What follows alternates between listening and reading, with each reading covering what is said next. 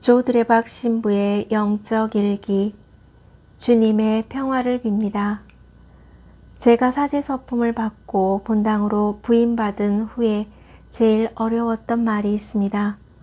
어느 신자분 집에 가정 방문 갔을 때 다른 신자분들은 이 집에 평화를 빕니다 라는 말씀을 잘도 하는데 정작 사제 입에서는 나오지를 않았습니다. 그러기를 몇 달이 지나면서 가정 방문을 할 때마다 마음에 너무나 큰 부담이 있었습니다. 물론 함께 가정 방문 다닌 신자분들도 평화를 빕니다 라는 말을 사제가 안 하니 계속할 수 없었습니다. 그래서 저는 사제관에서 이 집에 평화를 빕니다 라는 말을 수없이 연습했습니다. 그리고 어느 날 쉬고 있는 신자분의 가정을 방문하면서 정말 신비스러운 일이 일어났습니다. 사제의 입에서 이 댁의 평화를 빕니다. 즐거울 때도 평화로 지켜주시고 괴로운 일이 있을 때도 지켜주소서.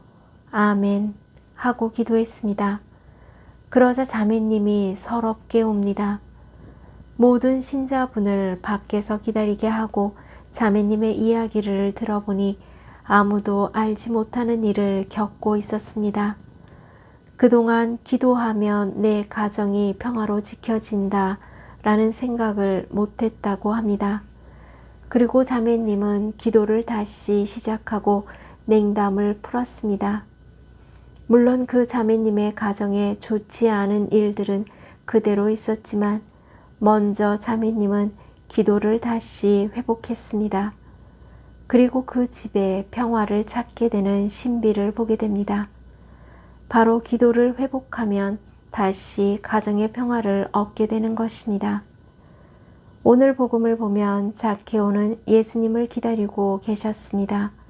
하지만 자케오는 키가 작아서 쉽게 예수님을 볼 수도 만날 수도 없었습니다. 그렇지만 자케오는 예수님을 만나야 했습니다. 그래서 돌무화과 나무로 올라갑니다.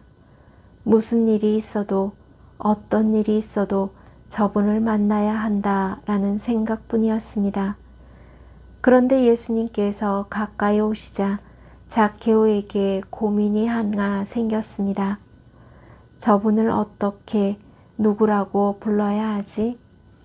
그때 예수님께서 먼저 자케오를 부르셨습니다. 자케오야, 얼른 내려오너라. 오늘은 내가 내 집에 머물러야 하겠다. 자케오는 충격을 받습니다. 어떻게 저분이 내 이름을 알지? 나를 만나지도 않고 내 이름을 불렀잖아. 즉, 이름을 알고 있다라는 것은 그 사람의 삶, 즉 그 사람의 형편을 알고 있다라는 말입니다. 자케오는 바로 저분이 하느님의 아드님이신 주님이셨다라고 고백으로 말합니다. 보십시오 주님, 제 재산의 반을 가난한 이들에게 주겠습니다. 그리고 제가 다른 사람의 것을 횡령하였다면 내 곱절로 갚겠습니다. 그러자 예수님께서 자케오에게 이르셨습니다. 오늘 이 집에 구원이 내렸다. 아멘. 사랑하는 고운님들, 고운님들이 예수님을 만나고 싶어 하시는 것보다 주님께서 고운님들을 더 만나고 싶어 하신다는 사실을 아십니까? 그래서 예수님께서 고운님들에게 주신 말씀으로 묵상합니다. 고운님들이라고 불리는 너희는 얼른 내려오너라. 그래, 애써 말하지 않아도 된단다. 너만 몰랐을 뿐 나는 이미 너희를 알고 있었지. 그냥 아무 말 하지 말고 나에게 와라. 너희는 아니. 너희가 나를 3번 부인할지라도 나는 너희를 모른다고 부인하지 않는다는 것을 말이야.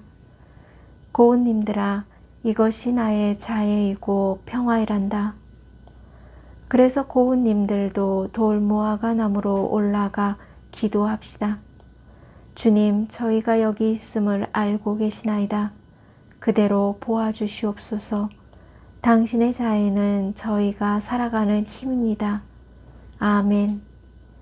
저 두레박사제도 제가 살아가는 힘인 하느님의 자애를 강구하면서 몸과 마음이 아픈 고은님들과 간호하는 고은님들, 그리고 고은님들의 자녀에게 주님의 치유와 회복의 은총이 임하시기를 기도합니다.